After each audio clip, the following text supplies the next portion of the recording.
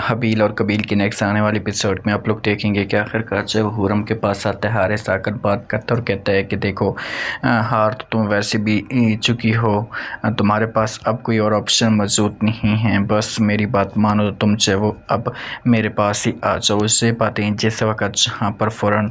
हुरम सुनती है तो वो हारिस को जवाब देती है और कहती है कि मैंने कभी भी ऐसा नहीं सोचा था कि तुम इस हिसाब से इतने घटिया भी हो सकते हो। मैं पहले तुम्हें अच्छा समझती थी, मैं पहले तुम्हारी जो वो कदर करती थी, लेकिन मुझे इस बात का नहीं पता था कि तुम इस हद तक घटिया सोच भी रख सकते हो। खैर, तुम ऐसे इंसान हो तो हमेशा ऐसा ही सोचो कि अब बेहतर से ही होगा। तुम्हारे लिए मैं इज़्ज़त करती हूँ, कादिर की वजह से उठकर यहाँ से चले जाओ, दोबारा मेरे घर में आने की कोशिश मत करना। जब कादिर ये बात सुनता है तो मुस्कुराता है और जवाब देता है, कहता है कि मुझे इस बात का अच्छी तरीके से आइडिया था कि आगे से आपका जो रिस्पॉन्स है वो ऐसे ही आएगा, क्योंकि तुमने अभी तक अपनी गलतियों से नहीं सीखा। खैर, कोई बात भी नहीं है, मुझे किसी किस्म का कोई भी एतराज़ नहीं है। आप जाने, आपका काम जाने, मेरा काम था तो सिर्फ और सिर्फ आपको समझाना कि मैं आपको समझा पाऊँ, आपको अच्छे रास्ते पे लगा पाऊँ, लेकिन आप नहीं लगने वाली तो अब मैं क्या कर सकता हूँ। तो जहाँ पर हुरम कहती है कि बस मैंने आपको बोल दिया ना कि आप जहाँ से उठकर चले जाएँ तो बस उठकर चले जाएँ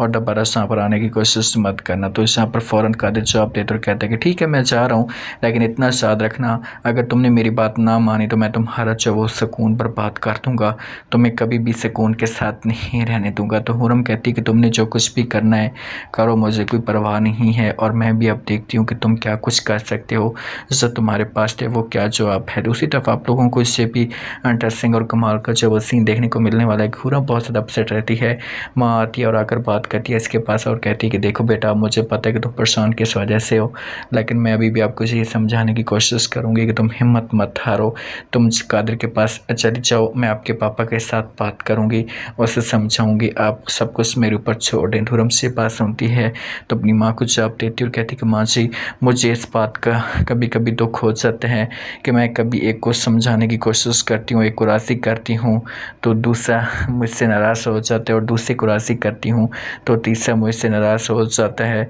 आखिरकार क्या कसूर है मेरा, मुझे इस बात की समझ नहीं आती,